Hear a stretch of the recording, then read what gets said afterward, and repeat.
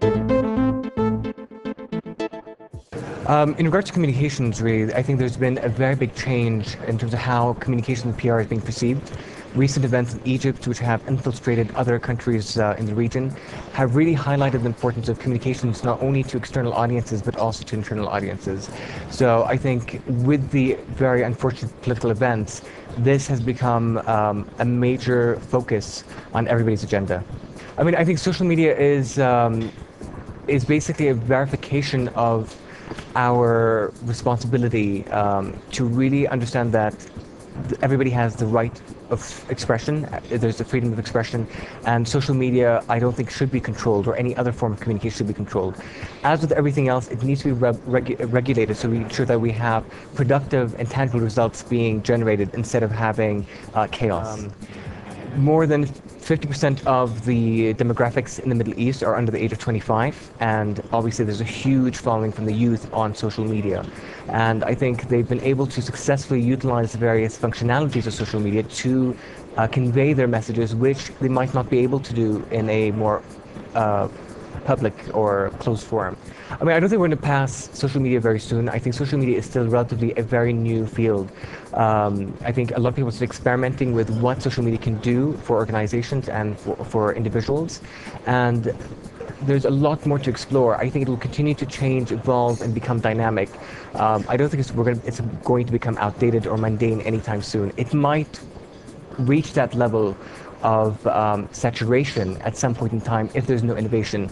But given the recent trends and in the past history of social media, I think there will continue to be innovation. It will continue to evolve. As a company, TRACCS in general was named as the Middle East Consultancy of the Year by the Holmes Report, which we are very proud of. We were also named as one of the top 100 independent public relations firms in the Middle East, and I think that's just an attestation to what we've been trying to do ever since the company was established 13 years ago. I think social media has really revolutionized how we communicate.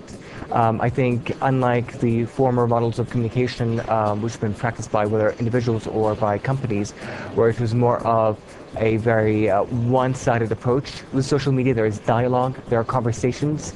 We've always had these conversations in different circles, but now I think people are realizing we need to listen to these conversations and become a part of these conversations. I think political leaders will really understand that they need to listen to the people. They need to understand what their needs are. They need to understand what their frustrations are. And I think with social media being a key factor of the revolution in Egypt, they will now be more attentive. They will now listen, and they will now find the right channels to get this information from the youth and from the public. That I think if political and country leaders and thought leaders understand and listen to the public, they can then take this information and incorporate it into their strategies and how they conduct business in general.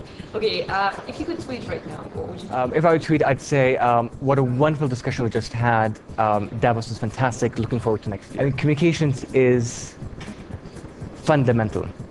It is the fabric of life. Without communications, societies cannot evolve, and we as human beings cannot evolve. Moderating is fantastic. I think this is my second year moderating, and I think it was a great opportunity to, first of all, be part of the discussion.